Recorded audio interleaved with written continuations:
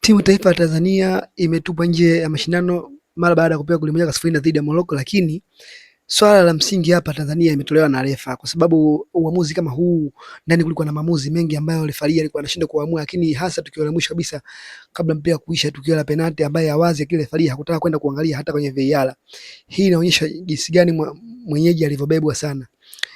Huu sio uamuzi kabisa, refa yani katika uamuzi wake sio fair kabisa. Mtu anadondosha kabisa ndani ya box tena bila wasiwasi. Tena pale kuna baadhi ya matukio kama refari alikuwa anajielewa, haina haja kwenda hata kwenye VAR. Yani tukio ni penalty tu.